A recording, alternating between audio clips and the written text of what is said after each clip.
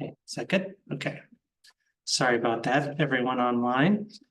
We got a great presentation today, all the way from Texas.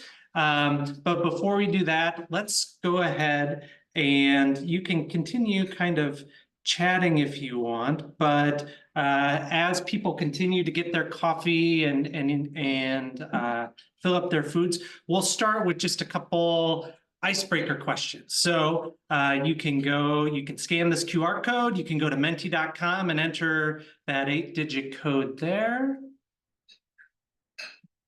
And I'll put this slide back up again. And then when you get there, if you could give me that little thumbs up on the bottom right corner, just so I know that people are online.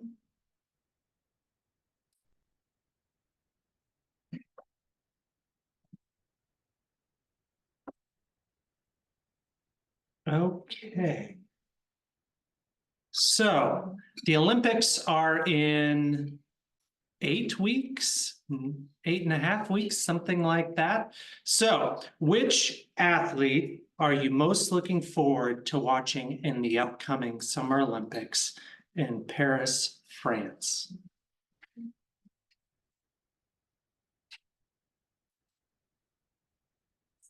Go back to the code.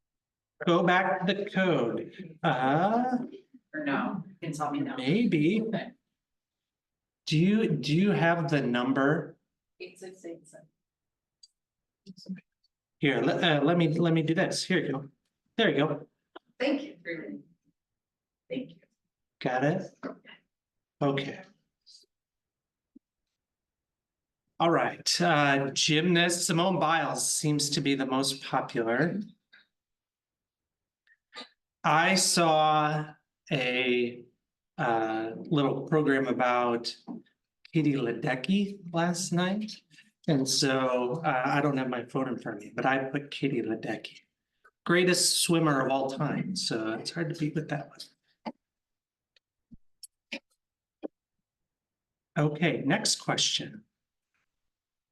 Which activities listed below is not a sport at the Paris Olympics? So there are, there's many core competitions at the Olympics that are in every Olympics, track and field, things like that. But they also, every 4 years, they add new sports and then they remove some sports. So which of these are not sports at the Paris Olympics?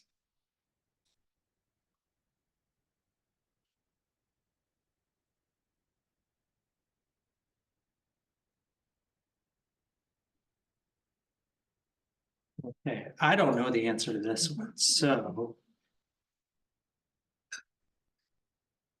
Whoops. Oh. Katie, what's the answer? It's lacrosse. Is it lacrosse? Mm-hmm. Okay, it's lacrosse.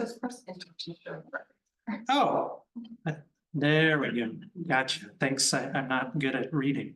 Good. So lacrosse is not a sport, but the others, sport climbing, for example, which I have no idea what that is. I guess that's rock climbing. Rock climbing is last Olympics. Okay. Great. Okay. Next up on the agenda is we'd like to do introductions. And we're going to start with a new member of our team, Kelly Clay. So Kelly joined us 2 months ago? A month ago, something like that. She is a research associate on the team, and she's going to specifically be working with our CDC Reach grant, but of course, everything overlaps. So she'll also be working with lots of other activities. So Kelly, why don't you come up real quick and give us a brief little overview of yourself. Hey everyone. So my name is Kelly Clay. I graduated with my master's in public health in, I think, 2020, I wrote it down, 2021, from University of North Carolina. And prior to here, I was at the health department working in violence prevention, primarily working with other organizations and neighborhood-based groups on building their own capacity for violence prevention efforts, as well as leading a youth violence prevention team. Prior to getting my master's, I worked in child behavior. I was working in special education and like childhood development. So I'm excited to be here and to start this new project. So. Do you want to tell them just quickly about your master's work? Oh, Go knapsack. yeah. So in my master's program, I did a lot of work related to child development and also physical activity. I worked on Go Knapsack as my practicum, writing the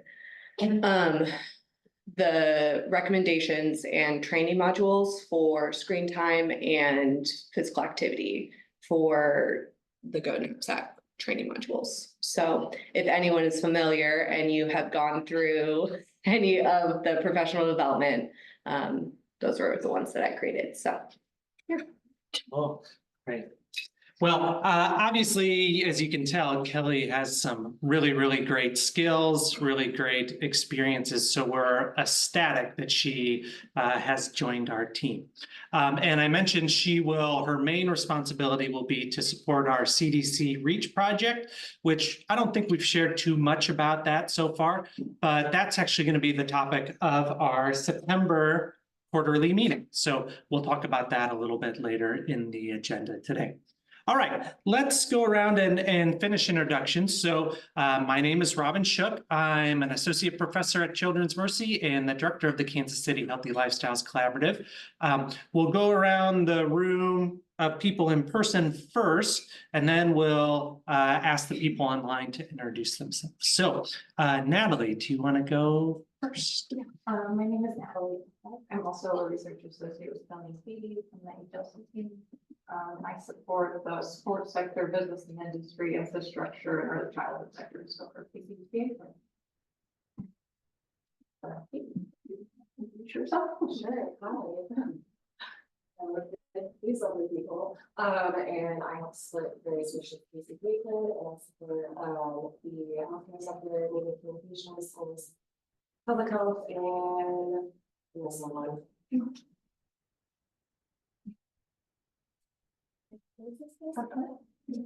Yeah, Parks and Rec. Sector speaking plan. And I'll go ahead and introduce myself. I'm Shelley Summer. I am the Director of Employee Wellness at Children's Mercy, and I'm still closely involved with the Kansas City Healthy Lifestyles Collaborative. And I'm Lee Kurtek, and I'm the Program Director at Girls on the Run. And I'm Robin Stewie, and I'm the Manager of Sustainable Nutrition with the Gillespie. Hi everyone, my name is Elizabeth Brandy. I'm a community health worker with Square One for Health at Kansas City University. Hi, I'm Brooke Jansen. I also work at Square One for Health at Kansas City University, and I'm our Chamber's Program Coordinator. I'm Tracy Graybill, and I am with Missouri Extension as the Community Health Engagement and Outreach. I'm Cindy Patrick. I'm also with Missouri Extension, but with being a specialist for healthy nutrition. And I'm Elizabeth McGinley, also with MU Extension and Engagement, field specialist in nutrition and health. I'm Nolan Berkey, Director of Education Manager for Bike Guidance. Hi there, I'm Amanda Van Tile. I work with St. Luke's and I supervise our team of community health. I am Meredith Cantrell, also with St. Luke's in our population health team, and I do strategy and programming around social drivers health. Good morning, Erin Gaster, Wyandotte County Public Health Department. Good morning, I'm Lori Lanter. I'm also at Wyandotte Health Department in child care licensing, and I'm also the early childhood sector. Hello everyone, I'm Bridget Smith. I'm a community healthcare worker for Middleburg Regional Council for the Executive. Good morning. Alma Rivera, community health worker with Mid-America. Training mentor.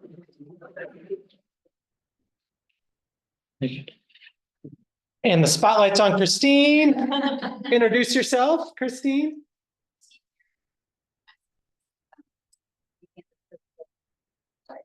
Against public schools, PE teachers. Move the camera back around. Not making people dizzy. Okay, can we have the individuals online unmute themselves and introduce themselves? Dr. Leidy, we'll probably do you last because you're gonna present in just a minute. Can we have Allison go first? Allison, can you?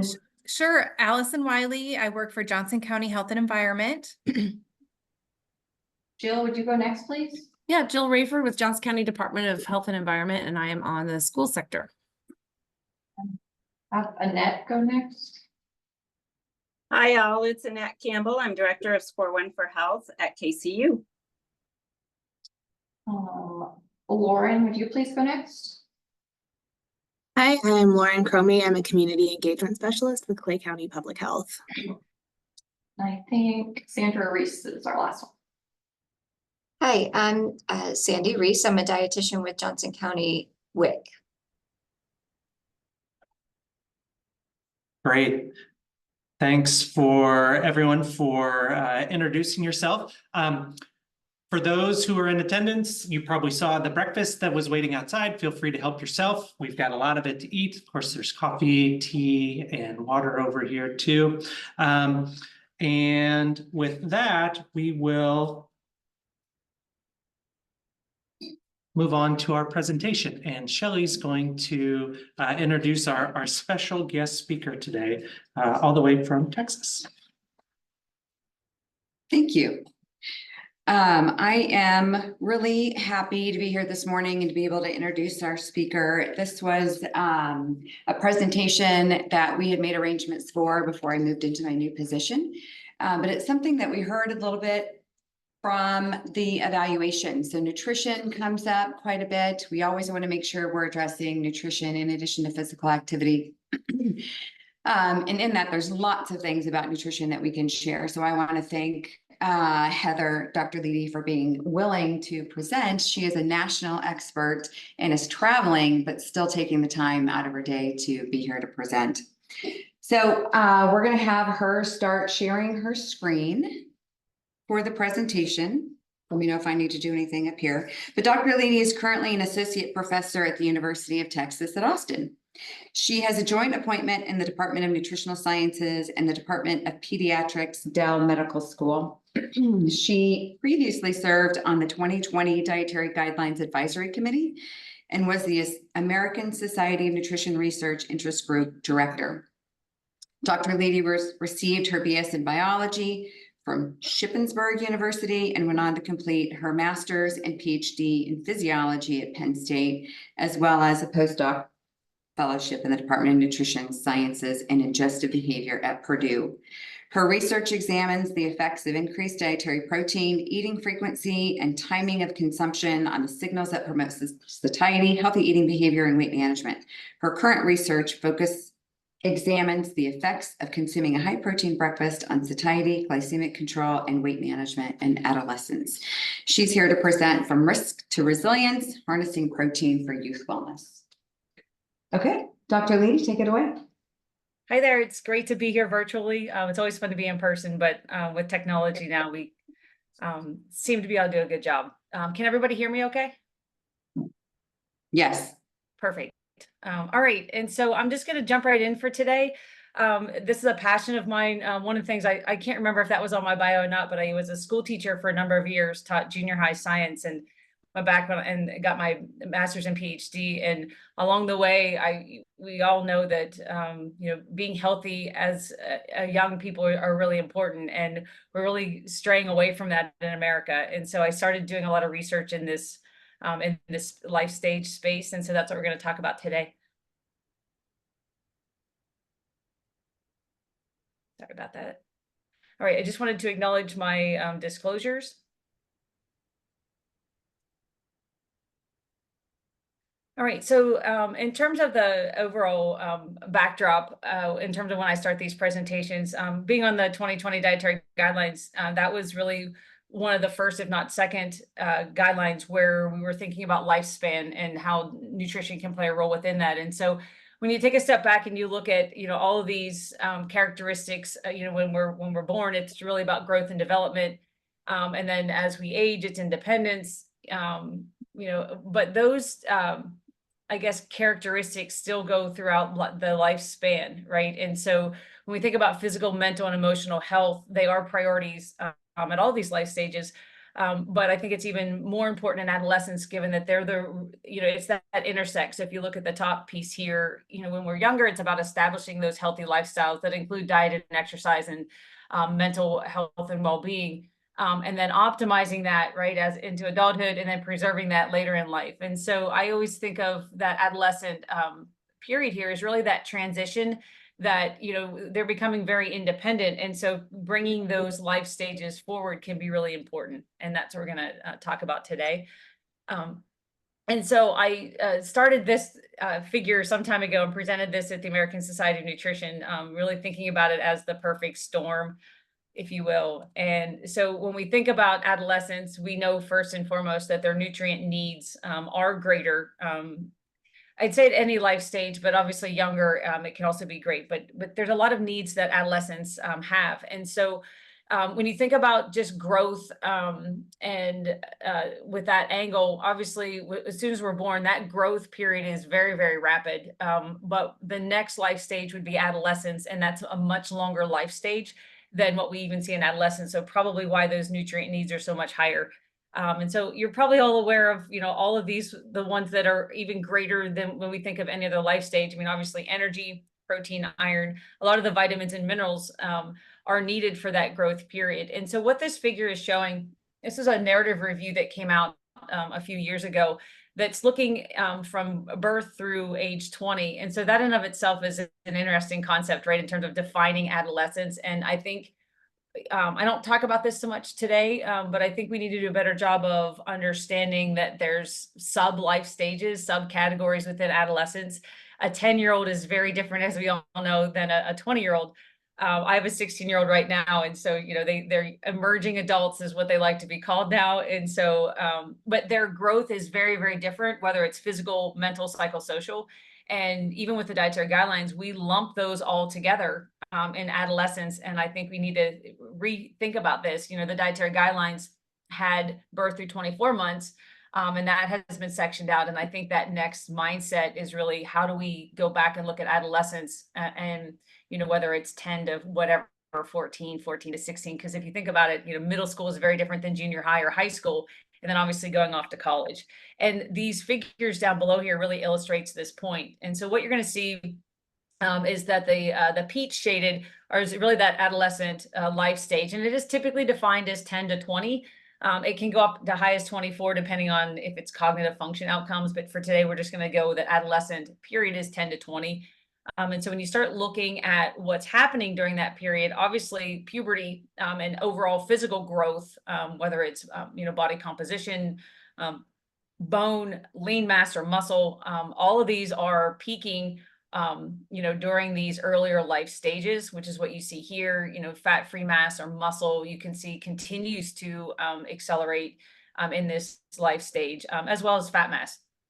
When you look at neural cognitive outcomes in terms of brain volume, gray matter, and then cognitive development, another really important component is that although these have already leveled out during adolescence, we would want to prevent the decline in that. And if they're not meeting their nutrient needs, that can be a significant factor. And then also what we're starting to see too in terms of cognitive development, this is also peaking and still continuing to develop different components during this adolescent lifespan. And so when you look at everything that's going on during adolescence, it's very easy to see why each of these different nutrients are really important and why the recommendations are higher. The problem is that, as we know, that unfortunately nutrient inadequacy in adolescence is also greater. So it's tricky to know whether it's that their needs are greater, so it's harder to get them, or that their diet is also poor. And I'm going to show you some data that it's actually both together, but that's the problem. Their needs are greater, but then they also have more nutrient inadequacy. And, you know, when you look at what is typically under consumed from a nutrient standpoint, even in the US, which we think, you know, our food supply and what people are consuming are adequate, particularly in adolescents, they are inadequate in terms of many of these things. The F beside that is for females. So for example, with protein, you know, adolescent males are meeting their protein needs, but females are below that. Same thing with iron. And then with both males and females, you're seeing calcium, zinc, vitamin D, phosphorus, you know, all of these other really important nutrients are inadequate. So they need more, but they're not consuming enough. And then there's some additional ones that are also very relevant for growth and development, in addition to what's greater. And so the reason these are in black is simply because they're not, these are typically not higher in adolescents, but they are also inadequate in this population. So you can see from a nutrient perspective, it's very challenging. And, you know, I don't have time to go into all of the different health effects of these different nutrients, but they are really important for overall growth and well-being.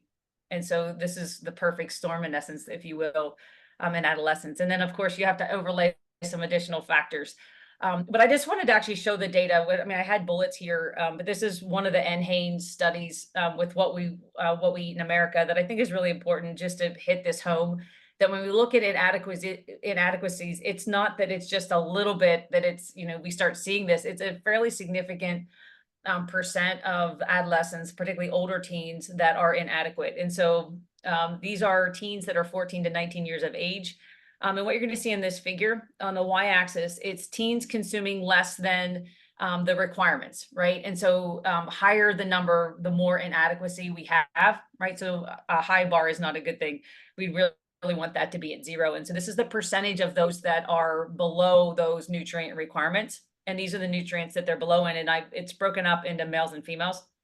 And so obviously you can see when you look at the percentages, most of the time in public health and nutrition, if it's a 10% inadequacy, it's a public health concern.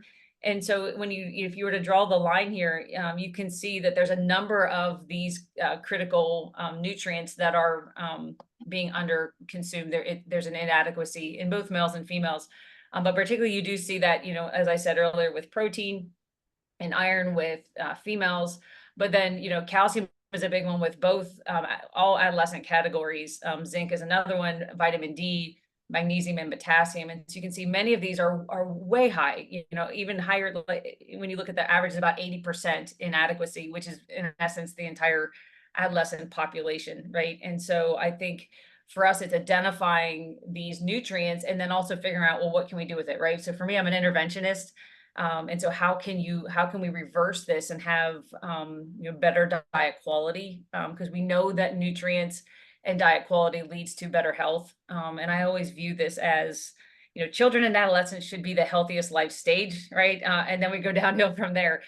And you're trying to prevent that decline, right? But if adolescents and kids and adolescents are starting out less healthy than they need to be, that can really just set us up for really poor health and overall well-being in the future.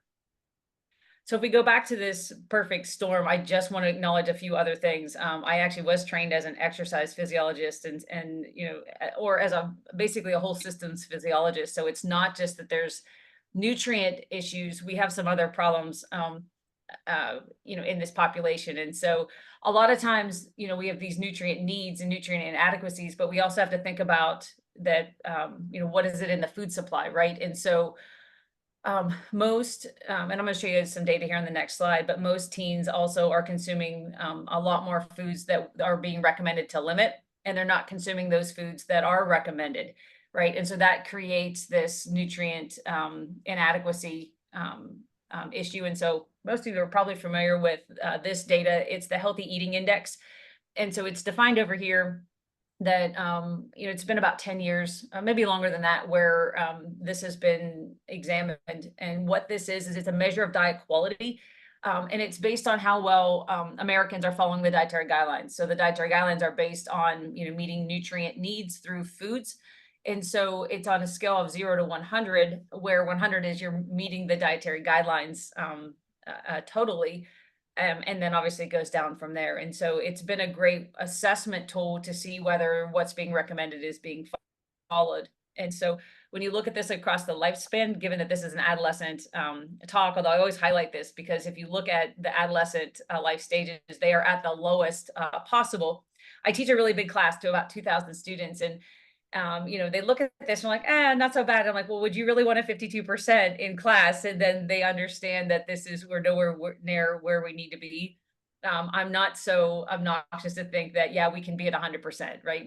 Americans aren't even. And when you look at some of these life stages that have the best, so that's typically pregnant women or those that are lactating, even at those, they're at the 65 ATI. So no life stages are meeting these, but it's, I think, more concerning in adolescents, given that they have very poor, very low diet quality. And they are the ones that are growing with all those different aspects, right? Physical, mental, psychosocial. And so we really need to, I think, focus on this life stage to see if we can bring that up. Somebody asked me, well, what do you think is realistic as a nutritionist? And I would say, you know, honestly, I always hate having a lower goal of 100, but I think 80, you know, an ATI of 80 is attainable even in this life stage, but I think we have to know how to do interventions. How do we create opportunities for adolescents to eat better? And so, you know, I think it's doable, but we are very, very far away of where we need to be. This is just some of that data from the 2020 dietary guidelines in terms of those foods to consume versus those that are to limit. And so what you're going to see here on the left are all of those healthy food groups. The ones that are in that light blue color are the recommended intake ranges, and you can see males and females there as M and F. And then the average intakes, you're going to see those in those purple circles, right? And so it's very easy to see in adolescents that they're under consuming vegetables, under consuming fruits. Although total grains are being met, obviously the goal would be to consume more of those as whole grains. And you can see that 50% of the grains should be whole grains. They're very well below that. Dairy is low. And then as I said earlier, the protein requirements are being met in males, but not females, right? And so unfortunately, most of those vitamins and minerals and the macronutrients of consumption that are being recommended are, you know, the nutrients in those foods are in these food categories, and they're not eating those, right? So the nutrient rich foods are being under consumed. And then when you look here on the right hand side, these are the components to limit, right? Added sugar, saturated fats, and sodium. And what these circles are showing, it's, you know, males and females here. And then what's in the orange is the percent of those that are exceeding the recommendations. And so the recommendations for added sugar are 10% of total energy, saturated fat is 10%. And then you can see the sodium here. And it's pretty amazing when you look at the percentage of teens who are over consuming or exceeding these amounts, right? We're at 75%-ish. For added sugars, saturated fat is very high as well. And then sodium, you can see here, very high in terms of, you know, what that looks like. And when you think of those foods, they're typically the ones that are, I would say, ultra processed. Now, I'm not on the anti-ultra processed bandwagon by any means, because there's a lot of ultra processed foods that can be healthy, that can provide a lot of key nutrients. But we also know that a lot of those snack foods, chips and you know, or even sugar sweetened beverages, or those types of foods that are contributing to these added sugar, saturated fats, or sodium, right? And so again, when we go back to adolescents, they're not eating the foods they should be, and they're replacing those with foods that are just not nutrient rich. And so just a couple key points that I want to convey today too is this idea when you're looking at adolescents, typically it's kind of split, I think, more than any other life stage, that those that are in sports or you know, clubs, or whether it's competitive, do have more physical activity, which means that their needs are higher, both with energy as well as micro and macronutrients. So you have many that are, because of physical activity being higher, it's also kind of exacerbating the nutrient need and the inadequacy component. But then you also have a lot of teens that are physically inactive or sedentary, and that can create some challenges as well, particularly, you know, in terms of that overconsumption of total energy and the prevalence of obesity. We also see that, you know, they have more sleep needs. So their sleep needs are greater. Obviously, they're going through puberty, they're going through those growth stages, and so their sleep needs are greater. But we also know that this is the population out of anybody that also has poor sleep health. You know, you're going to quickly see I do a lot of breakfast interventions, and most of the time the reason that teens skip breakfast is because they didn't get enough sleep. They're tired, they wake up, and they don't really want to sit down and eat because they're in a hurry to get to school and so forth. And so it's tackling this idea of poor sleep health and how do we improve that. And I can start throwing out phone time, screen time. All of those things are contributing it, having to stay up later to get their work done if they're in sports or other clubs. And so this is also a challenge that we need to address as well. And then the last one is, the psychosocial needs in this life stage is also, they're greater. They're still trying to figure, emotional and psychosocial interactions. And so when you think about that, their needs are greater because they haven't created that cognitive framework. But we also know from a lot of the social media work is that their self-image and self-worth is less. So we have all these competing characteristics, and I'm sure there's many more, but when we look at it from a research standpoint, these are some of the key factors that's creating this perfect storm in teens. And I think some of it is generated by, if we could help from a nutritional standpoint, some of these things can be alleviated. We know that nutrition can play a role with improving sleep or psychosocial needs, and kind of that goes along with overall health and well-being. And so just wanted to lay that out. I feel like it's a gloom and doom, but I think you have to identify these components to know where to start. And so just wanted to hit this home again. Are we growing up healthy? Most of unfortunately in teens we're not, but there's just some statistics that I think is really impactful.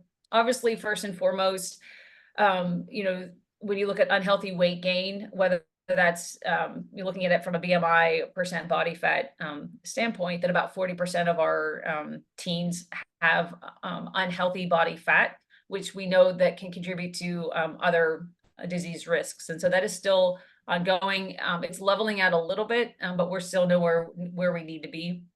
And obesity and overweight also then, is related to chronic conditions. And so about 30% of teens have chronic conditions, whether it's pre-diabetes or pre-hypertension or hypertension. We're starting to see that those go hand in hand.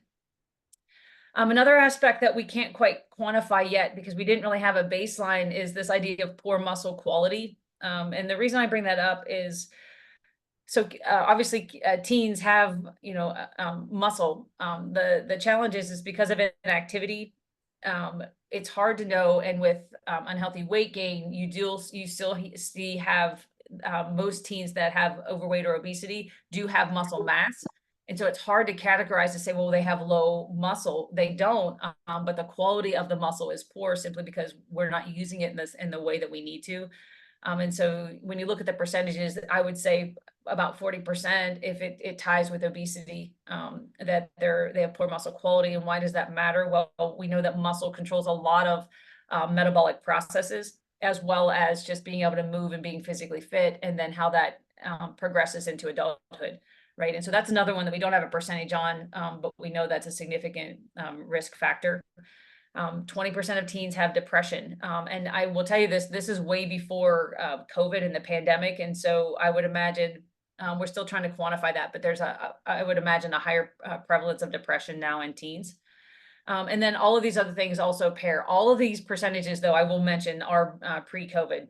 And so I would, it's unfortunate that I would think that these are much higher. So low self-esteem, just sadness, hopelessness, and suicidal thoughts. And so we are not growing up healthy, unfortunately, in this teen population. And so when you think about the implications, about 80% of teens with unhealthy body fat become adults with obesity.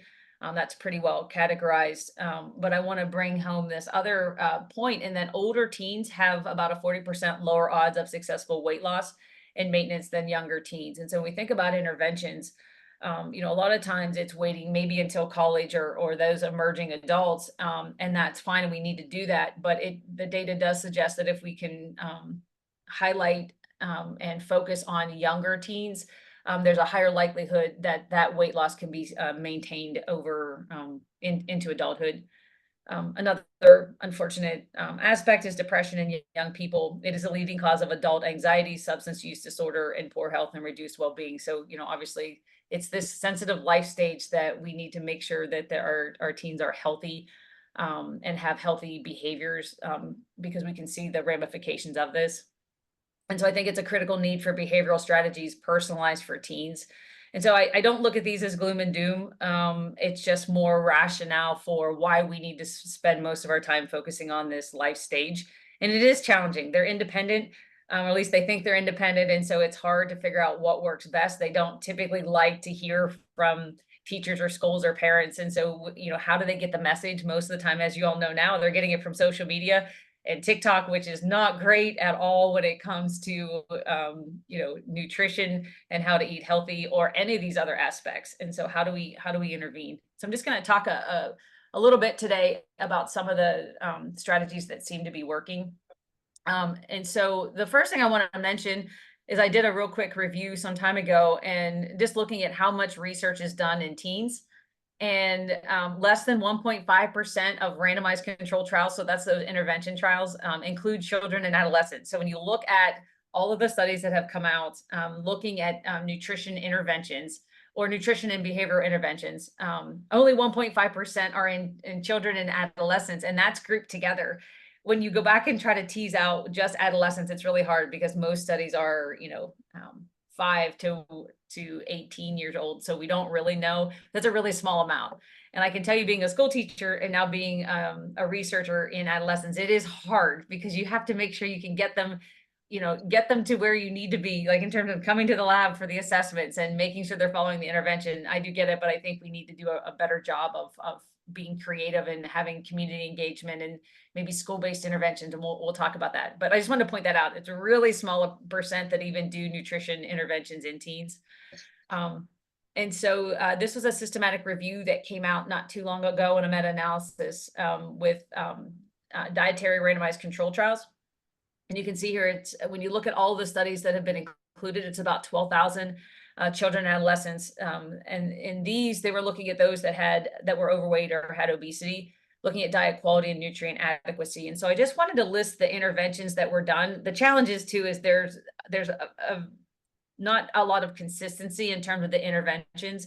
But in these, I just wanted to point out that many were using like a family-based intervention. It was a multi-intervention of diet and exercise, looking at mentoring and peer technology. You can see the cognitive or motivational practices, using primary care, just focusing on specific macronutrients or energy, so focusing on just specific foods. Some of these included like a breakfast or even just dairy or something like that. Also focusing on eating occasions, like I said, with breakfast, healthy eating plans. And then there were some that were focusing on school-based interventions. And so when you look at this from the systematic review and meta-analysis, and you compare that to controls where there's no intervention, in general, the interventions did lead to reduced daily energy, so daily calories, an increase in fruit and vegetable intake, a decrease in sugar-sweetened beverage intake, and a decrease in energy-dense, nutrient-poor foods, right? And so those are the ones that I were talking about that had added sugar, saturated fat, and sodium. And most of these interventions, when you look at it, these outcomes were improved up to 12 months. After 12 months, it kind of dropped off. And so we can see that intervening in this life stage can improve diet quality, can improve nutrient adequacy. And so when we think about that downstream, can have some health benefits. And so what I went back in and did is, based on this, what is the strength of the evidence? If we were to look at these interventions, which ones have the strongest evidence? And so I would say developing family-based interventions are really important. That was the one that came out. Technology. Now, technology could be the intervention of itself, or what we found too, it could just be reminders. And so with these interventions, we do this a lot. We text message or we'll snap our participants to remind them to do certain things. And so just the feedback back and forth using technology seemed to be really effective. And then focusing on specific foods and breakfasts. I know a lot of times with interventions with nutrition or diet, it is about a whole diet. And it's a concept, whether you're, looking at everything in a diet. And with teens specifically, it seems that they're more effective with specific things. So eating breakfast, or having, more dairy, or having more high protein breakfast foods seems to work better than kind of the big picture when it comes to diet. And so, I think more research needs to occur with really tackling these three aspects. And so there is some positivity here. There's things that we're starting to figure out in terms of what works with adolescents. And so I just wanted to show a couple things. I'll show my data here next, but I do want to point out that when we focus on breakfast specifically, there's been a number of studies that have come out. And this one is a systematic review and a meta-analysis with micronutrient intake in children and adolescents. And so this came out in 2020. There were 33 studies that were included in this review. And so you can see here, obviously this is around the world. So about 33% were in the US, which is really surprising to me that there weren't more breakfast studies in the US, given that our school systems do have breakfast programs. But I want to point out these were in kids and adolescents. So only 12% were in teens. About 70% were ready to eat cereals. And then most of these 91% were cross-sectional studies. So helpful, but not as helpful, because we're not looking at interventions, right? We're just looking at these cross-sectional studies to look at relationships between, in this case, breakfast and micronutrients. But it's hard to know whether, if you provide a breakfast to teens, will they eat it? What happens? I'm going to show you that data next. And so here's some data that they looked at in terms of the mean difference between breakfast versus breakfast skipping. And I just want to highlight the ones that were significant from a micronutrient standpoint. And so when they looked at the children and adolescents who ate breakfast, they had a higher intake of iron, calcium, vitamin A, magnesium, potassium, and sodium. Some of these maybe not so helpful in terms of the sodium piece. But as I said, most of these were ready to eat cereals. And so a lot of times cereals, because their process will come with more sodium and more sugar. But we are seeing, though, that, typically with ready to eat cereals, they are consuming dairy or milk. And so you start seeing that there is an increase in a lot of these nutrients that are a public health concern, particularly in teens, by consuming breakfast. And so this was just one of those reviews that came out that it kind of goes back to that overall intervention strategies, what works and what doesn't work. And it seems like breakfast is one strategy in teens that can be effective. To follow that up, this is some Haynes work examining eating habits among teens that include animal source foods and nutrient adequacy. And so as I was introduced, just wanted to make sure that, as a reminder, I'm a protein researcher. And so a lot of times, all of our interventions use various amounts of animal source foods.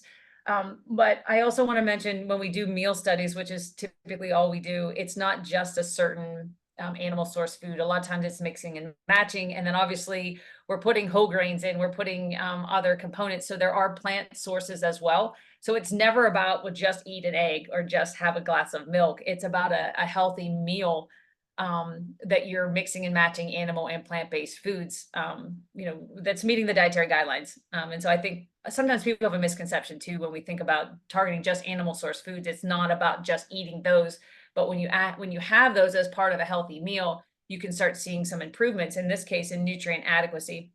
So there's a number of studies that came out by Victor Fugoni. He's a collaborator of mine that spends most of his days analyzing Haynes data for various things. And so what I wanted to show, there's going to be a number of these. This is a paper that came out that was just looking at when teens consume eggs versus teens that don't consume eggs. And so what I highlighted here are the typical nutrients that you will find in eggs. The percentages are what the eggs would be contributing to the diet. So for example, with eggs, for a serving of eggs, it's contributing 12% of the daily value, in essence, in teens. And you can see the other percentages as well. When you see a white outline, those are those nutrients of public health concern for teens for this life stage. And so when we're trying to figure out what foods to promote or to communicate to teens to consume, you can see here, in this case, eggs are a really good source of a number of these things: omega-3s, choline, vitamin D, phosphorus, protein, vitamin B12, right? So these are the things that teens are typically under consuming. And so a serving of eggs as part of a healthy meal can be really helpful. They came out with another study with dairy, and we see very similar things. Obviously, a little bit more in terms of the micronutrients here, but you know, we know these. Again, the ones that are in white are those nutrients that teens are under consuming. So having a serving of dairy can actually help that. And that's what these studies show, that when you look at teens that are not consuming dairy versus those that are, there's a higher prevalence of inadequacy of these nutrients when the teens are not consuming dairy. Same thing with pork. And so you can see the trend here is really just highlighting the fact that having these animal source foods can be really helpful in teens, because many of these are very high percentages in terms of having them in the diet. And just as that bullet there, that nutrient adequacy does improve with the inclusion of high quality animal source foods. And the last one, and the reason I showed it this way is simply because this was a poster that was presented at ASN and isn't out for publication yet. Beef has very similar findings in the sense that teens that consume beef versus those that don't consume beef have better overall nutrient adequacy. And again, you know, this is the percentage of those that are not meeting those nutrient requirements. So a higher bar is in essence bad. It's more inadequacy, right? And so you can see when beef is part of a diet, and I would say any high quality animal source foods are very similar. I mean, obviously they have very specific characteristics. Dairy is much higher in calcium, obviously, than beef. But beef is high in, you know, B6 and B12, right? So, you know, it's about mixing and matching these proteins. But when you just isolate this, you can see, you know, those that eat beef have less nutrient inadequacy almost at every one of these nutrients of health concern. All right. And so I bring this up because what we ended up doing is tying all this together and saying, okay, given that animal source foods, you know, from a protein perspective are much higher, the quality of protein is better in animal source foods because there's more essential amino acids. You know, adding that to a breakfast intervention and providing technology is really where we've seen the most success in our studies. And so this is just a summary of our interventions in teens ages 13 to 21. So we were on the a little bit older spectrum of teens, providing them increased dietary protein at breakfast. And we've done a number of these different studies, and we've used the same mindset. And so when you look at, you know, breakfast skipping, obviously, so we do randomized control trials. So there's a breakfast, our participants, when they come in, are breakfast skippers. One was an easy way to do an intervention, but two, we know that particularly teens have a high prevalence of skipping breakfast, and particularly teen girls. And so, you know, they start with breakfast skipping, and then they're categorized into continuing to skip breakfast or eating a normal protein breakfast or a high protein breakfast. Most of our breakfasts are about 350 calories. That's a healthy amount when we think of most teens. That provides about 15% to 20% of their daily energy at that morning meal. And you can see in terms of the protein differences, so we're higher on protein, lower, we replace carbohydrates with protein and then keep fat healthy. You know, added sugars for a lot of the higher protein breakfasts are just, it's not there. And then fiber is matched. And then this is just a percent of what we typically see from a micronutrient perspective. I mean, I got to be honest, I'm a physiologist and then have turned nutritionist. And I always think about it for the longest time about protein, that, you know, what we give them, the animal source foods are primarily about protein. And then being on the guidelines, I'm like, oh yeah, they have a really great nutrient profile. And so when you start looking at what many of these foods can do, you know, this can help meet a lot of those daily nutrient needs for teens, you know, the fiber, calcium, iron, niacin, B6, B12, and zinc, right? And so, you know, really important component when we think about breakfast. And so this is just examples of what our breakfast meals look like. In our studies in the past, we initially started with doing like bars and cereals versus, you know, what we called home cooked meals. So like burritos and breakfast bowls and things like that. And there's some differences in taste and palatability and preference. And so most of our studies will have the same type of foods, but one's higher in protein than the other. And so, you know, when we do the burritos, there is a burrito that has more protein in it and those that have less. And you can see our breakfast bowls, quesadillas, and then this is the protein shake, if you will. We have, these are just examples of them. We have probably 20 recipes at this point. And we pack them out. So I know this doesn't look as enticing as it is. But for us, when we do pack outs, because it's really hard to have teens come into our lab every day and eat with us.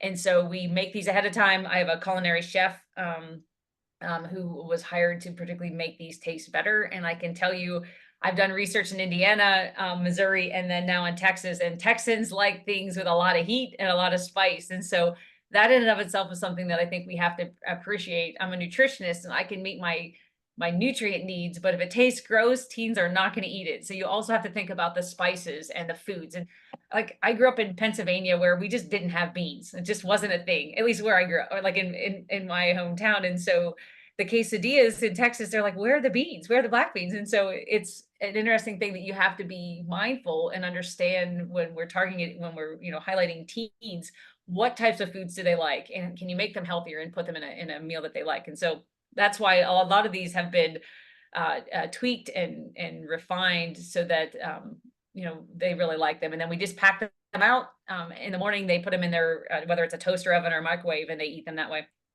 And so, these are all of the health benefits that we've studied just due to time. I'd love to share this research with you, but I'm going to only just do some real quick snapshots. But most of our protein-rich meals have shown very similar things when you compare them to breakfast skipping, as well as having a lower protein version. Most of my research started with just looking at eating behavior. And so when you have a protein-rich breakfast, there is lower hunger and higher satiety, which is overall feelings of fullness. And I can tell you, it wasn't just after the breakfast. Those feelings actually stayed throughout the entire day into the evening compared to having no breakfast or even a normal protein version. And we know that it's this idea of appetite control and satiety that can help with food cravings as well as food choices. And so that's really what started it. And that's what you can see here, that we do see decreased food cravings and snacking. And then this kind of all goes together in terms of, typically when teens are making better food choices, they can have improvements in glycemic control. We also know protein is tied to overall strength and fitness, and we see that in teens. And then when you look at all of these together, there is a promotion of weight management in this population. I'm going to show you a few research examples. And then one of the ones that we've just got interested in over the past few years, I had 2 doctoral students that started looking at sleep quality, and we do see that breakfast that's higher in protein can promote sleep quality, sleep efficiency. So in other words, how good of sleep that teens can get can actually be is increased when they're eating a high protein breakfast compared to skipping breakfast or eating a normal protein breakfast. And why is that? It goes into this concept of circadian rhythm. So when they wake up, when we make them wake up, and they actually do wake up and eat breakfast, that's a higher protein. I think metabolically, it's setting their bodies up well to metabolize foods throughout the day. We're also seeing that improvements in appetite and satiety, so better food choices. And so they're actually eating less foods later at night into the evening, which can also help with sleep onset and sleep quality. And so I don't think breakfast in and of itself is doing that. I think it's all these indirect things. So when you're eating a higher protein breakfast, you're promoting better food choices, better metabolism throughout the day. And so when teens are ready to sleep at night, they can do a better job. We don't control for screen time. That can be tricky at times. So we're just trying to see, can a nutrition intervention be so powerful, if you will, to help with that? And we're starting to see that with our research now. So just wanted to highlight a couple of things. This is there's a lot more data in these areas. And so the first one is food cravings and snacking. And so with our interventions, this was a 12-week intervention where we had normal protein, high protein, or breakfast skipping. And what you can see here is just looking at a daily food intake. So they had to eat our breakfast meals. I mean, we didn't make them, but that was the intervention. Eat breakfast, and then you can eat whatever else you want. And so what we saw here is that this is breakfast skipping. And so those that continued to skip breakfast actually ate more throughout our study compared to the breakfast groups here. This is the normal protein and the high protein breakfast. And so what you can see here, and statistically speaking, is that only the high protein breakfast or the protein rich breakfast group voluntarily reduced their daily food intake. And it was by about 450 calories, I believe. And so pretty significant that just eating breakfast had them voluntarily reduce their intake. And when we assessed what that was, it was typically those unhealthy snacks. It was snacks that were high in sugar and saturated fat or total fat. And so this is one way of, kind of reshifting to improve diet quality with just breakfast. And so I really like that concept, because most of the time with interventions, it's about removing things from the diet. And what we are starting to see is that eating breakfast that's higher in protein, telling them eat this, it can actually help them make healthier food choices throughout the day. The next one I just wanted to highlight is weight management. And again, we have a 6-month trial in about 150 teens that we're still analyzing the data, but this is some of the pilot work from that. Is looking at body composition, particularly fat mass. And so again, over that 12-week period, we saw that the teens gained body fat when they continued to skip breakfast, which is what we know, what we see with the cross-sectional data, that breakfast skippers do weigh more. They typically have more body fat. And so that's what we saw. And then when you look at the breakfast groups, only the high protein breakfast group actually prevented that body fat gain. And most of our interventions are in teens that have overweight and obesity. So it's not that they're underweight. These are those that it's all about weight management and preventing the progression of obesity. And we can see that, again, just targeting this breakfast, this protein-rich breakfast can be really helpful. And then the last one is glycemic control. And so we do continuous glucose monitors where our volunteers wear, they call it their research leech. So they wear it either on their abdomen or the back of their arm, and it just measures glucose every 5 minutes throughout the day. And so this is some of that data that we had in our teens. And what you're seeing here is, when they come in skipping breakfast, this is what their profile looks like. So this is in the middle of the night. And which is also surprising that it's very high at night. And then when they wake up, it's low. They're skipping breakfast, but then when they have a standardized lunch, you can see here that this glucose is fairly high at lunch. And then it starts to rise throughout the day and then into that late night evening, particularly because when individuals skip breakfast, they do have a tendency to snack more at night in the evening time. But when they had a high protein breakfast, you can see here is, obviously a higher protein breakfast isn't really going to elevate glucose that much at breakfast, but you can see here that next eating occasion, the glucose is much lower. So our bodies have a greater or better ability to take up that glucose and process it. And then you can see, throughout the rest of the evening, that their glucose was lower. So it can improve glucose control, which is another really important health benefit. And so what I wanted to mention too with our 6-month, this is some of the data from the 6-month trial, to say, for 6 months, our participants either skipped breakfast, had a normal protein or high protein breakfast that we packed out. And I was amazed when we were done, because nobody was kicked out of this study. It was an intent to treat, that if you eat or don't eat, it doesn't matter. We just want you to document it. And what we found is throughout that entire 6-month period, adherence to eating our breakfast meals were extremely high, between 80 and 90% the entire time. And so it goes back to, I always think of the Field of Dreams movie, if you build it, they will come. Well, it's if you'll build it, if you'll make it, they will eat it, right? And so that's what we're starting to see, that if you make foods that teens like, they'll actually consume it. And so, generally, what is the main recommendation from research to real eating? Based on what we know so far. And I didn't go into all the protein research that exists, but I can tell you, protein in general, eating a little bit more protein can be very helpful for many different health outcomes. And so we still recommend dairy and protein needs, because particularly in teens, they remain high. So we need to target that. And we know that particularly in teen girls, they are under consuming. And so our recommendation is typically about 1.5 to 2 servings of high quality protein per eating occasion. It's not just about animal source food, so it's mixing and matching, but making sure that they are eating high quality animal source foods. Another piece is including, as I said, protein variety and healthier options. So making sure they are leaner versions and healthier versions.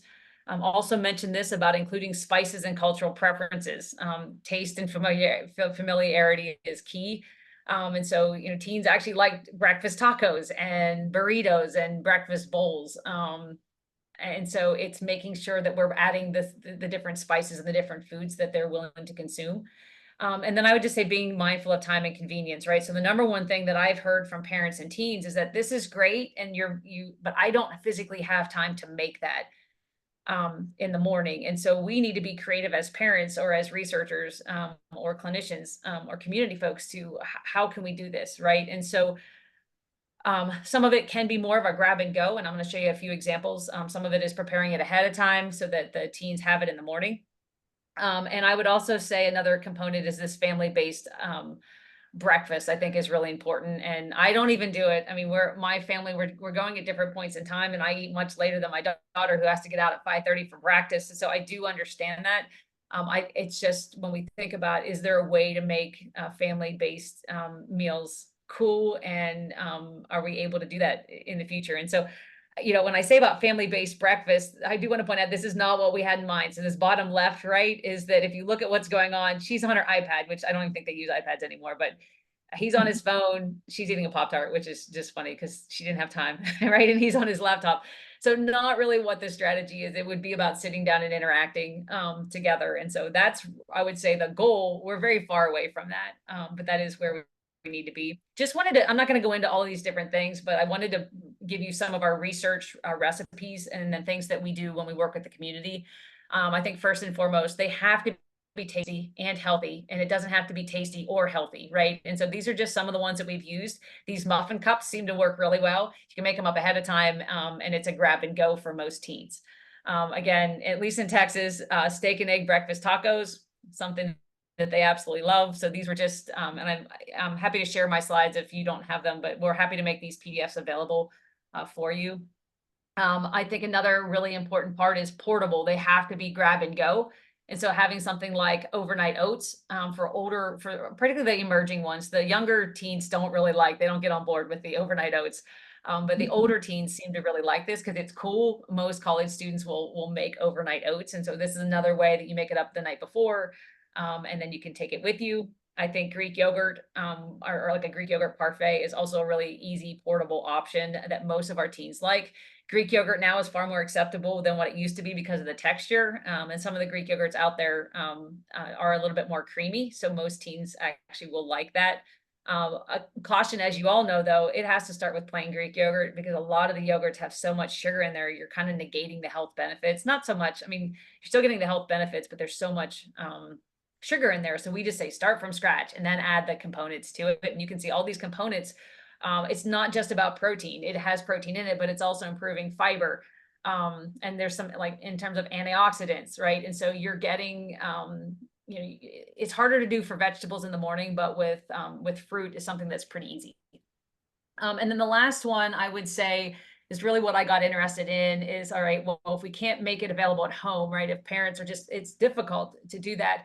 How do we do it? And so I got really interested in school-based intervention some time ago, and I actually worked with the Kansas City schools probably 6 or 7 years ago now to restructure the school-based breakfast programs so that they are getting more healthier options. And so that's the other piece that I think where we need to head in the future is if it's harder to do it at home, maybe we can retweak the school breakfast for improvements. And so this is just the first kind of a pilot study that we did in about 600 middle school teens in Kansas City. And what we did is we did an excellent breakfast in the classroom versus a traditional foods that you typically see. These are just some of the examples. And so this was a breakfast in the classroom foods that were typically offered. This is what USDA will reimburse, right? In terms of making sure that there's whole grains. We don't really reimburse for protein rich foods, right? And so that's just the way the reimbursable programs work. But you can see the foods that they were being offered initially. And then we tweaked it and made it an excellent breakfast in the classroom, right? So you're starting to get a lot more protein within these and a lot less added sugar. And so this is what we found in terms of participation. As most of you know, most teens do not like to eat breakfast at school. If you make it a breakfast in the classroom, though, they are more willing to do that. So that was one of the things that we learned.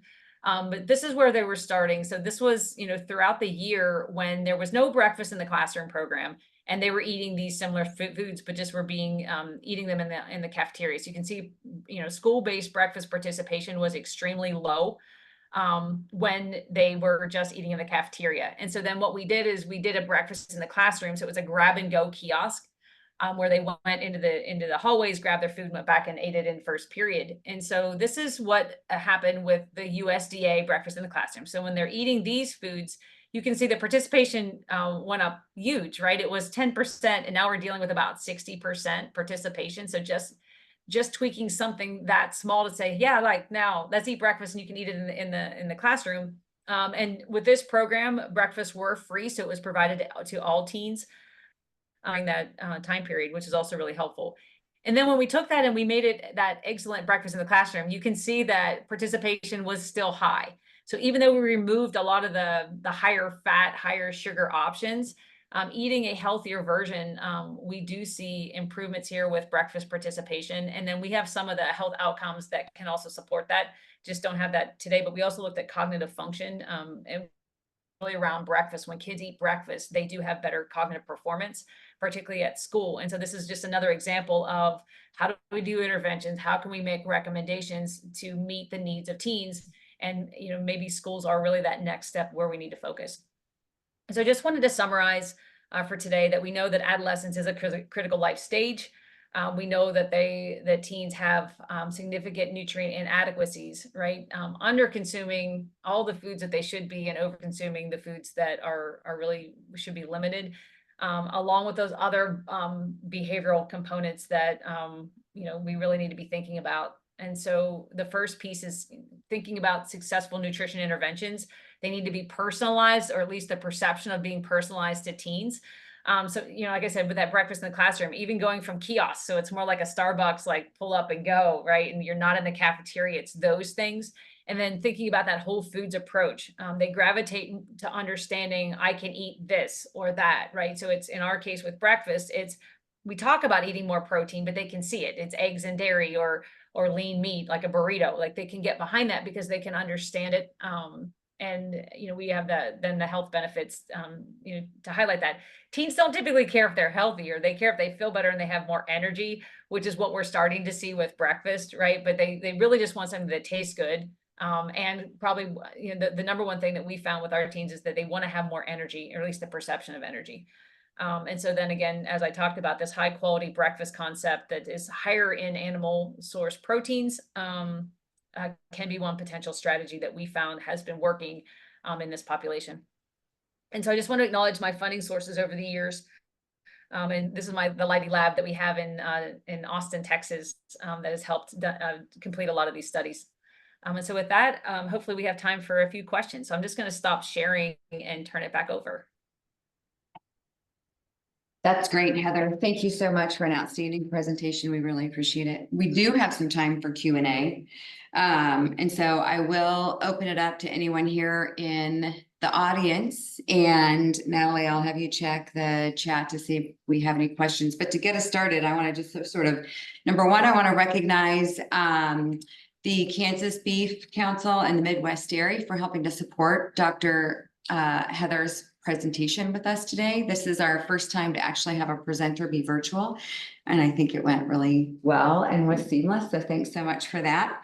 And I want to just build on this universal or this breakfast concept. And so thinking about universal breakfast, that's a big thing right now, trying to make sure kids are fed, and then the quality of those breakfasts. So it sounds like your research supports that idea. What was the cost impact of that, or do you know that? What would be the cost impact of Yeah, so I'll talk about yeah, so one of the things too is that I think just getting kids to eat breakfast of any kind, I don't know about any kind, but most of the time I think is helpful.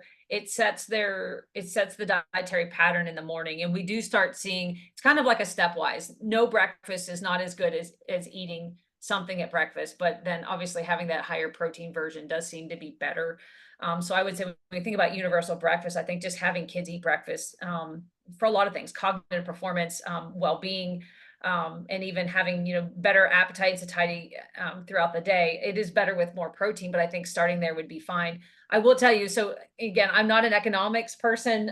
When we did our intervention, I mean, it was a research funded study. So we did go back and look at how much it would cost to increase that to the level that we're dealing with. Now, again, I didn't do it on a big scale, and, you know, we were thrifty in the sense that, you know, we tried to do what we could. And I'm prefacing this with, it was about $1 more a breakfast meal to get the amount of protein. So we were giving them about 24 grams of protein, which is optimal when you look at health benefits, whether it's weight management, muscle, cardiovascular, or glycemic control. And so it is a big jump from 4 or 5 grams of protein that's in the normal breakfast meals at school to that. And so that's a challenge. And I would say that has to be at the government level or the federal level. And so for me, it's, well, we need research to to show that this works and that kids will eat it and that you do see health benefits, because I think it's going to have to come from that level. Now, again, there's probably more efficient ways of doing it that we did, but when we worked with the Kansas City schools, they weren't as accustomed to it too. So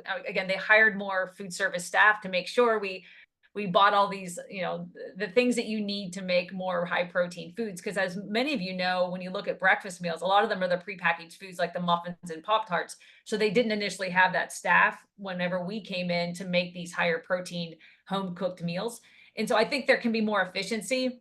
So that's why I temper it with, I don't think that's probably the number that you need to go for, but what I can tell you, it was a pretty big increase in the dollar amount for each teen, whether that can come from federal grants or programs. And many of you know too, the Kansas City schools that we were in, they had, I believe it was 90% diversity, primarily African-American, 90% were on already free and reduced breakfast and lunch programs. So in terms of highlighting a school where breakfast would be really important, I think it was like that to me it was probably my favorite study that we've done, because you could see the value in it. You could see the take home message that they were feeling better. They have these improvements and they have share tables there. And so even those that didn't eat the breakfast meals, many of them could take them home and eat them like in the evening or in the weekends. And so I think there's a lot of value with that. And I apologize, that was a long-winded answer, but I get all charged up because I think the cost is nowhere near like the benefit that you could get from breakfast.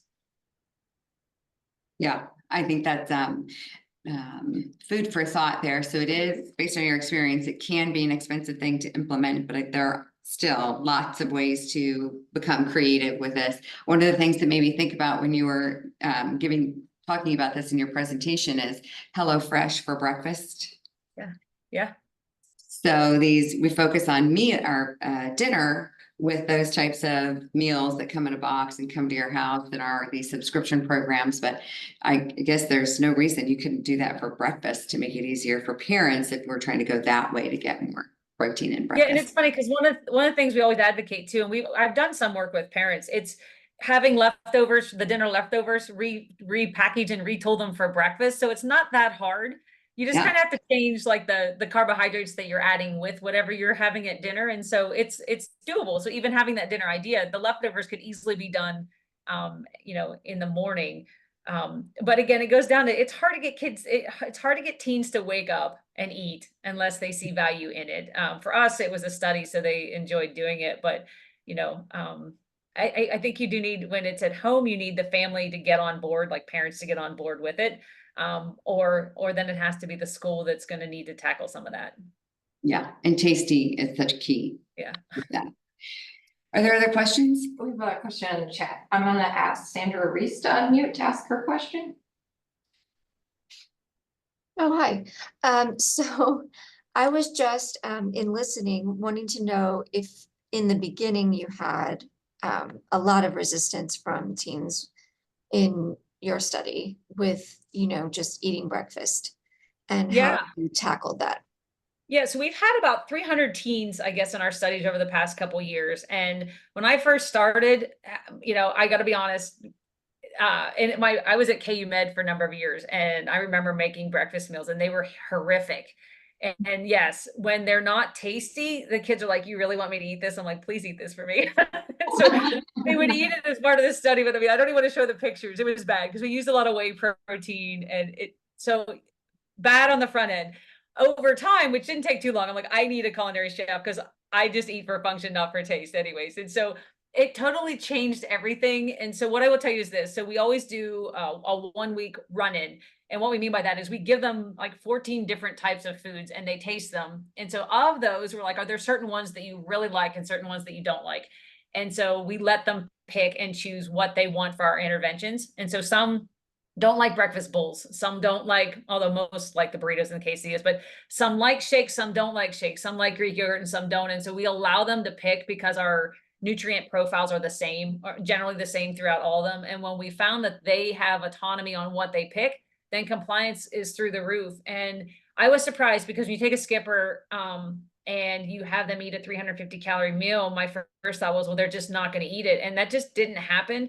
We did allow them to eat a little bit later on the front end to get used to it. Although our range was 5 a.m. to 9:30 a.m. There's no quantification on what breakfast is, but most is somewhere in that morning. It's generally about 1 hour after you wake. But we would let them delay a little bit, but most of them would get on board really fast. And one of the things that we noticed once the study was done, they are much hungrier in the morning than what they were when they first started. And for me, I think that's a fantastic take home, because now they actually want to eat breakfast because their body has reset and it's more in tune to wanting that in the morning. So it's okay, that's great. But then how do you make those healthier options? Because if they don't have it at home, we don't want them to go back to, nothing against Pop-Tarts. Like that's just not really the best strategy, right? And so it seemed like breakfast could reset. So to your point, I think it's, as long as it's tasty and it's foods that they're accustomed to. And our meals don't look, they're 350 calories in the whole realm of with American food is just not ginormous. I mean, if you think about it, right, that's a muffin, I think at Starbucks, or maybe a muffin and a half. So our foods were not overly large, and because they were tasty, they liked them. It was high compliance from the get-go, as long as they could choose what they wanted. Thank you. We have a question in the back. I was just sitting here thinking, did this come about when Michelle Obama said that she wanted to change their eating habits? Could you hear that? Just parts that I heard about Michelle Obama, but I didn't hear. Yeah, so she was asking if this, your interest, research, experiences came about as a result of Michelle Obama's initiative related to Let's Move. Yeah, so it went against the Let's Move. Part of it was good. The food was just not, right? Because if you look at what was actually being recommended, most of the protein was being removed from that. It wasn't in opposition. It was, I started protein research in 2007. And what I quickly realized is, so we would do a lot of high protein diets in adults. I always wanted to get back into teens, and we know that increased protein throughout the day is effective. I did a pilot study, and it showed that having protein in the morning is far more effective than at any other time throughout the day. And so I'm like, oh, well, this is cool. And then I started looking at all this breakfast research out there and how people aren't eating protein in the morning. And that's really what led it. So it came at the same time. So it was interesting that's but I was a protein researcher since that point, and then just realized that there's some cool value with protein in the morning. And for me, it's all about, can you do an intervention that is easy or quick or it's understandable, and instead of doing an entire diet, if you could get your protein in the morning, there are benefits. Not to say that there's more or less benefits if you have more throughout the day, but having it at that first eating occasion does seem to be protective or beneficial. And so, but yeah, to your point, it actually goes against what she was advocating. I'm all for fruits and vegetables and whole grains. It's not that, it's more that there is value in having that high quality protein in the morning. That's a great question. First time somebody asked me that. Thank you for the presentation. What's the role of plant-based proteins in general? I don't think more specifically for our Yeah, so a lot of the work, at least in my protein world outside of breakfast and teens, is focusing on that. And so a couple things. If you're looking at muscle physiology, there is a big difference between whether you're eating plant proteins or animal proteins, simply because of the branched chain amino acids or the essential amino acids. So there is data that suggests that, the quality of the protein does matter. A lot of our weight management studies or glycemic control studies, it's about mixing and matching, although most of the protein, I would say 60 to 70%, is from animal source proteins. And so it's hard to tease that out. We have done satiety studies that look at animal versus plant proteins, and you just don't see a lot of differences from satiety. Where you get it is taste. Most teens or even adults don't like the taste of plant-based proteins by itself. And so when you're comparing them, and I'm not talking about the synthetic like powders. Powders are one thing. They're very different.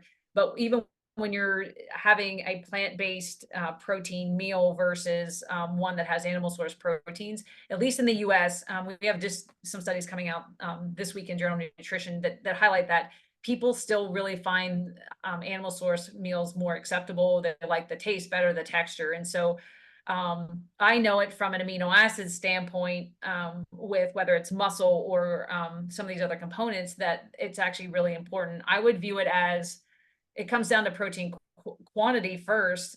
We know that there's a certain amount of protein you need per eating occasion. It's about 24 to 30 grams of protein. Really, really hard to do with plant source proteins by themselves.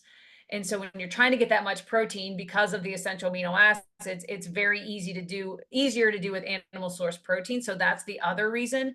But at the end of the day, for me, it is mixing and matching. It's never about one versus the other. And so with our meals, yeah, we use beans and legumes. We have whole grains that have protein. So it's never about just one versus the other. But when you're trying to get at the quantities that we know elicit health benefits, it has to come from lean animal source foods, because it's just too hard to get that amount of protein from plant sources. You can do it, but then your calories go really high. Again, I'm all for legumes, beans, and lentils. It's just they also are high in fat or even nuts high in carbohydrates. So when you're trying to be mindful of your energy and the protein, it's more effective scientifically and practically with animal source foods.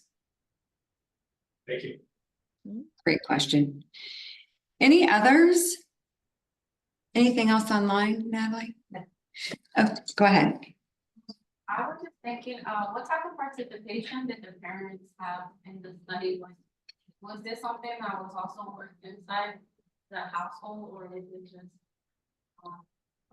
Yeah, that's a great question. Unfortunately, for the study so far, we were just trying to target the adolescents in the sense that the pack outs were just for them. We had multiple siblings in the studies though, so there were some that were doing it together.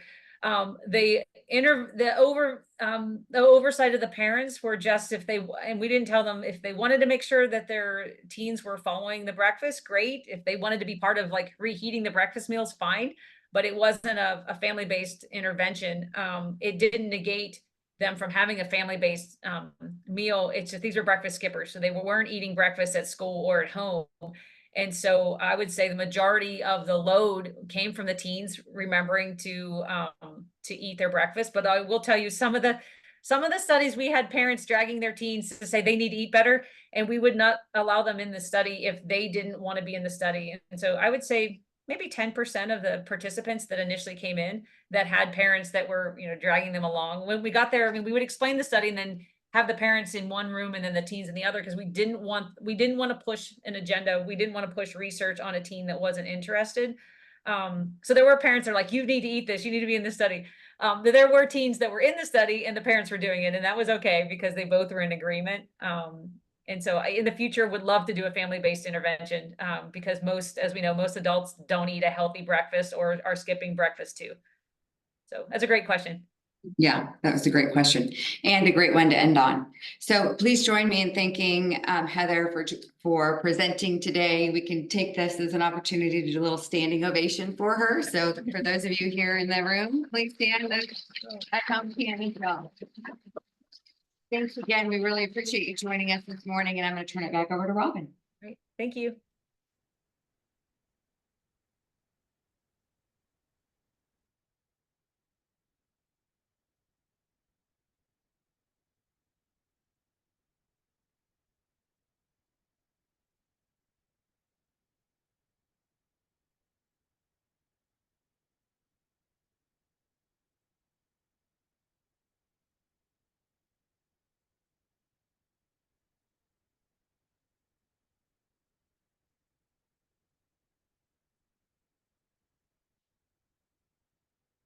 All right, great presentation, lots of food for thought. Ha ha ha, we're still laughing. Okay, we're going to do some quick updates from our team first, and then we'll allow some time for updates from anyone in the group, okay? So for upcoming Kansas City Physical Activity Plan meetings, we've got a schools meeting, June 13th, Parks and Rec meeting, July 24th, Public Health Meeting June 20th, and Business and Industry on June 10th.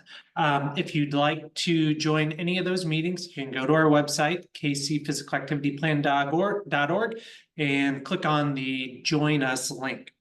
Some special announcements we've got are in the following sectors.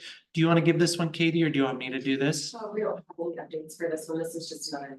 Okay, so healthcare, there's a lot going on in the healthcare sector with several different subgroups meeting. So here are when the curriculum meeting group is meeting. So that's the group that's trying to get lifestyle medicine curriculum into schools of medicine and schools of nursing in Kansas City. So that's August 6th. Just Walk, which is our community-based walk at parks in Missouri and Kansas. Those planning meetings is on June 11th, and the overall sector meeting is on July 2nd.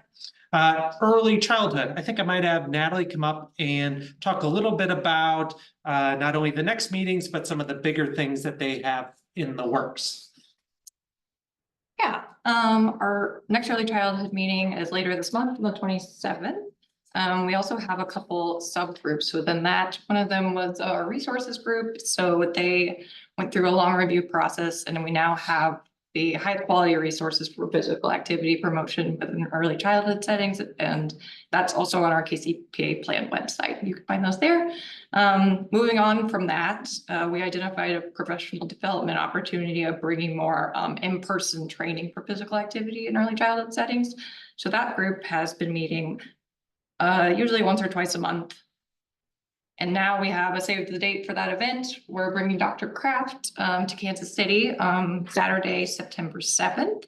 It'll be at the Johnson County Arts and Heritage Center, and it will provide 6 clock hours of professional development training for both Kansas and Missouri early child care professionals. And they will go through leading physical activities in their settings. And we'll also get make and take it kits where they'll develop some activity kits that they can take back to their settings and perform those with kids. We haven't determined the budget exactly, but we're trying to make it economical. It'll be under $30, which is really cheap for 6 hours and lunch included as well. And then the registration will be up in July. And that website there at the bottom is where information, and I'll also send it out to our early childhood sector through the newsletter.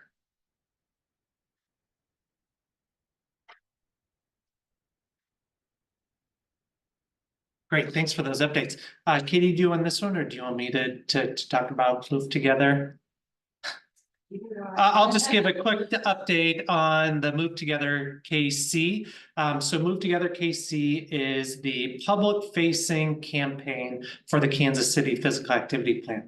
We've talked about this in past meetings. You know, we like the Kansas City Physical Activity Plan and all the 45 strategies and 150 tactics. Most people out of the community could care less about those types of things. So our public-facing version of the plan is Move Together KC.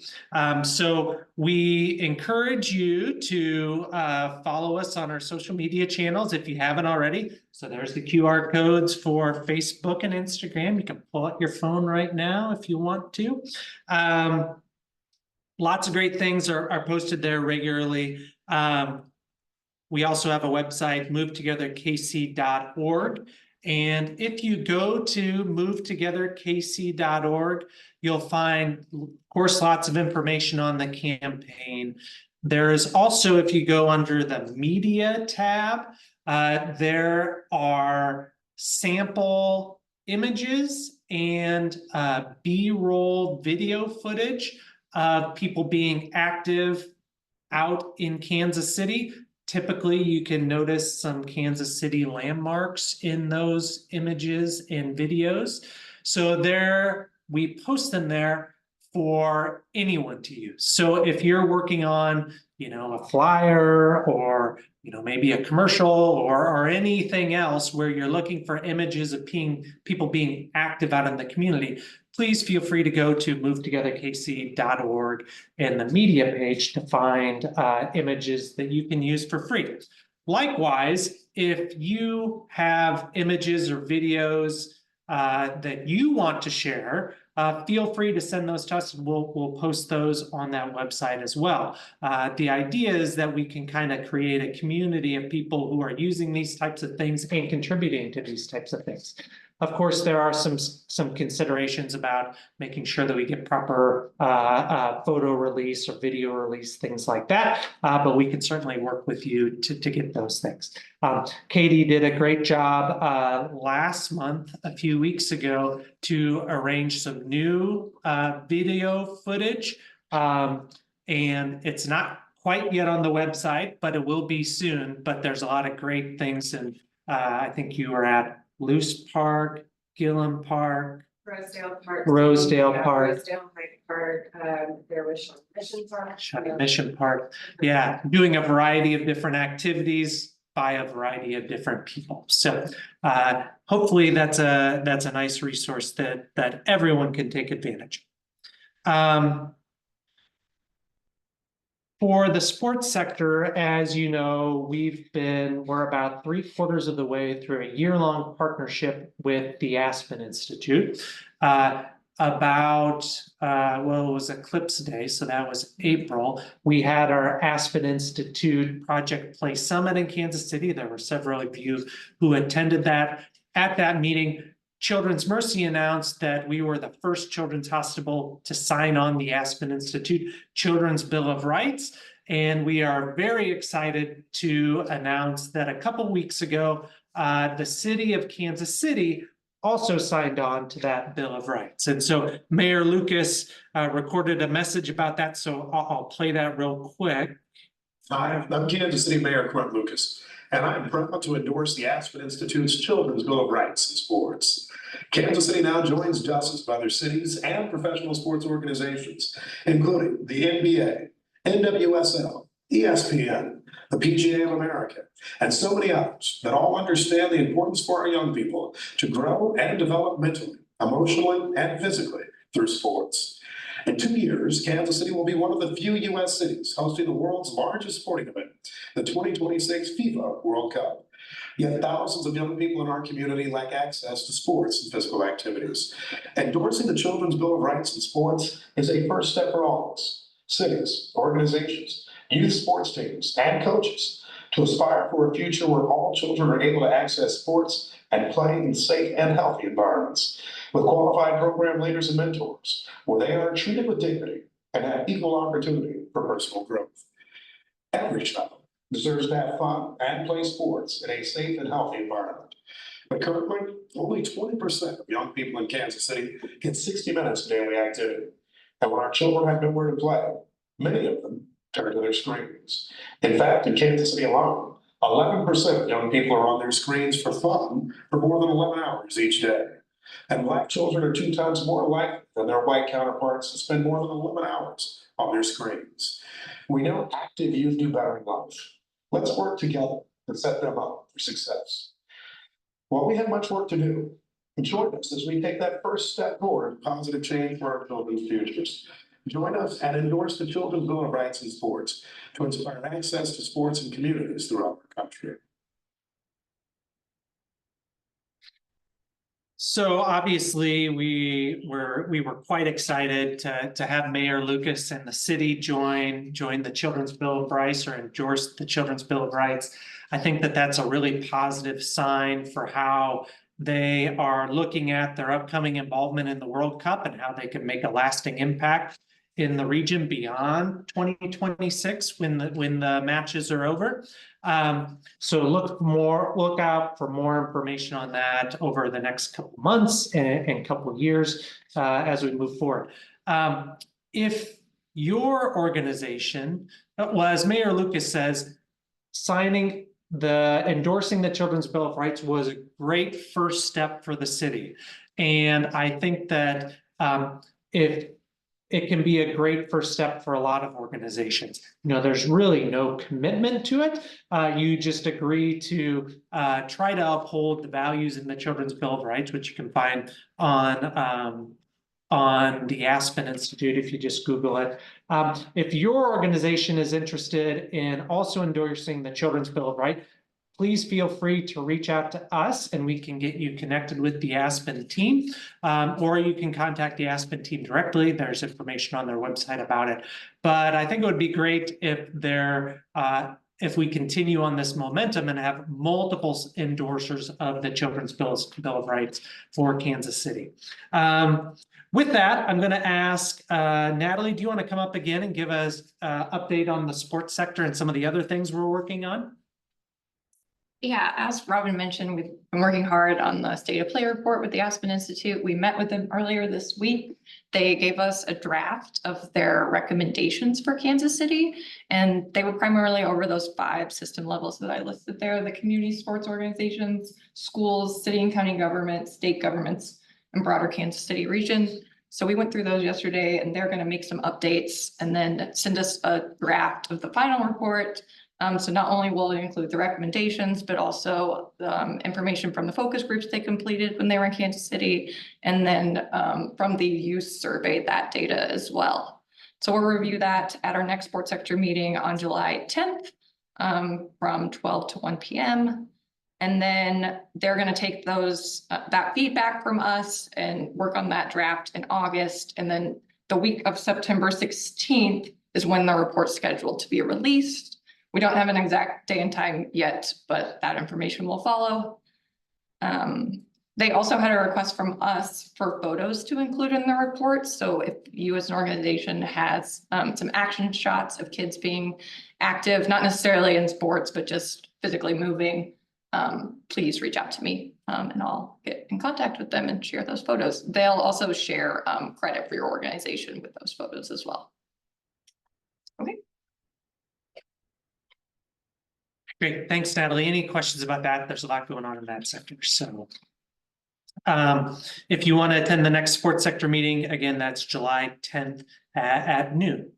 Other sectors are actively meeting as well. The infrastructure sector is going to meet on August 6th at 9 a.m. And then the faith-based settings, we're not currently meeting. So one quick update that I wanted to give: within the Kansas City Physical Activity Plan, over the last about 1.5 years, we've been trying to fund implementation projects related to the Kansas City Physical Activity Plan within each sector. And so each sector is allotted $15,000 to fund projects that are related to the predefined strategies within the sector. And so far, like I said, through about 1.5 years, we've distributed just about $75,000 out to community organizations to do this work. So that's really good. 75 grand is nothing to raise your nose at. We still have about half that amount left, a little bit more than that. So $77,000 left to expend. And here you can see how much is left to expend per sector. So some sectors, sports sector, we've burnt through all of our cash with our Aspen Institute stuff, but there's still quite a bit of funds left in most of the other sectors. So if you are interested, or your organization is interested in applying for a project to receive funding within one of these sectors, there are a couple things that you should do. First of all, you should talk to the sector leads for each of the sectors.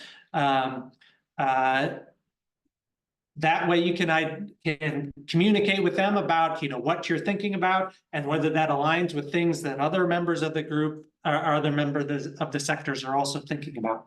And then once you kind of have some agreement on what an application might look like, then there's the specifics. So the project itself should align with one of the strategies and tactics of the sector.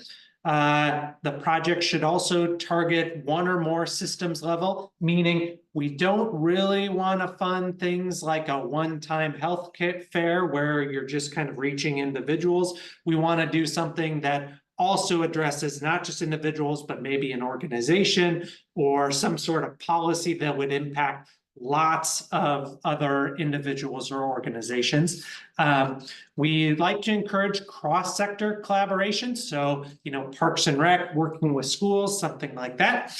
And then we want you to think about what the next steps are after you would complete the proposed project. So is it going to be something that is just occurring over a predefined period for 6 months and then it's done? Or is it something where you want to prove that you can do something in a short period of time with the idea of getting funding from other sources afterwards, things like that.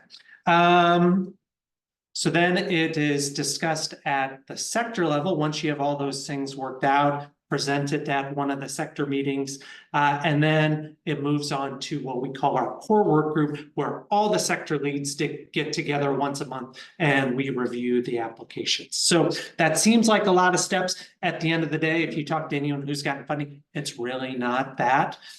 We just want to make sure that there is collaboration among the sectors as we're doing those projects. Any questions about these?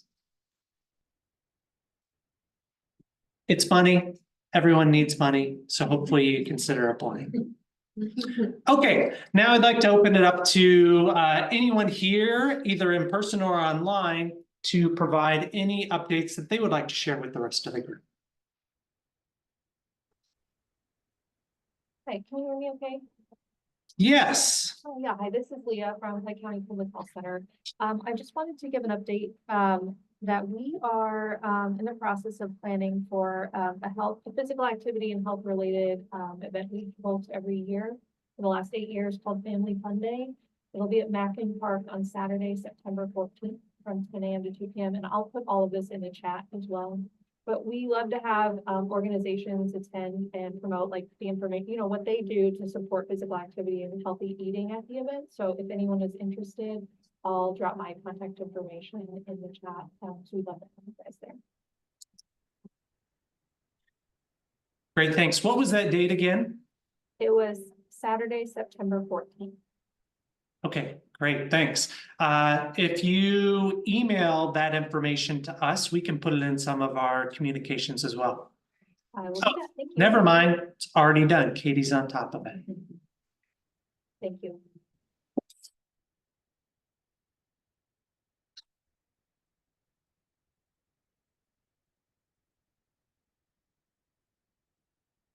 Yes, go ahead. Elizabeth Manley with MU Extension and Engagement. We have a statewide challenge. It's called 100 miles in 100 days. And it goes from June 17th to September 25th. It is something that individuals can do. You just learn more by registering. You can move in any way you want. It's all about accumulating 100 miles in days, and it's free. So I can send out some information to the group, whoever is interested statewide. Great, thanks for that update. And it's not 100 miles per day. 100 miles. Correct. And there's different ways you can convert how you track and things like that. Great, thanks. Yes. I'm Ed Kramer. I went to the KC School of Medicine PA program and live in Lee Summit, where I'm a member of the Lee Summit Wellness Commission, which is newly organized. Has just made our first presentation to the City Council. We think we have good support from the City Council. So if you have any ideas in general, or specific for the Wellness Commission, at least something, please let me know. And part of that is the Complete Streets or Livable Streets component, which I'm actively involved in as well. And this mayor did proclaim May as Bike and Walk Month in Leaf Summit, so that's kind of going on around the metro around the country. We have yet to really get engaged beyond that, although we will be looking at our livable streets policy, which is now close to 15 years old. I think we're going to be hopefully updating that. So let me know if you have any input in that arena. Thank you. Great. Thank you, Dr. Kramer.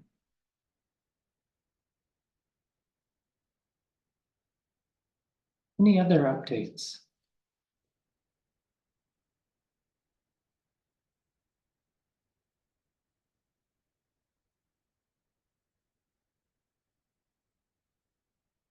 Going once, going twice. Okay. So I think we're going to end today on a sort of farewell to Shelley. As Shelley mentioned, I think she is now the director of employee benefit at employee wellness, excuse me, at Children's Mercy Hospital. This is a great transition for her. We're very, very excited for these new opportunities, both for her and as employees of Children's Mercy Hospital. We are very happy that she is in this position advocating for the well-being of all of us who work at Children's Mercy. Of course, it is incredibly bittersweet. Shelley, or excuse me, Katie and Natalie, do you want to come up? And Shelley, come on up too. So it is incredibly bittersweet. Shelley has been at Children's Mercy for 36 years. 36? 300. 300 years. 30 some. I'll admit that. And she's still there, of course. But she has also been with what was then Weighing In and is now the Kansas City Healthy Lifestyles Collaborative since its inception. And I think it's safe to say that the Kansas City Healthy Lifestyles Collaborative would not exist if it wasn't for Shelley. And so we owe an enormous debt of gratitude to Shelley for her leadership. But in addition to that, Shelley is a great friend. She's a great mentor, and she is a tireless advocate for all the things that we try to do to make Kansas City a healthier place. So we've got a few things for you here, and we are very excited for your new role, and we're most excited that you're still involved with what we do. And this is not the last that we've seen of. So with that, let's give Shelley a big round of applause. Would you like to say? I will just say a few things. So first of all, I'm going to take that word farewell off because it's not farewell. It is still see you later. And I'm really excited about the opportunity to expand on the work of the Kansas City Healthy Lifestyles Collaborative. So this really wasn't something I was looking for. It is something that was sort of offered. And one of the reasons I accepted this new role is because I see the connection between employee well-being and everything else. All of the work that's been done with the Kansas City Healthy Lifestyles Collaborative, all of the sector work that's going on, the importance of role modeling, promoting physical activity, nutrition, et cetera. And as a healthcare institution, I think that's exactly where we should go. So I see this as an ability to continue to advance this work. And you'll still see me in some of the sectors, although probably not as many as I was involved in before. And thank you. I just want to say thank you.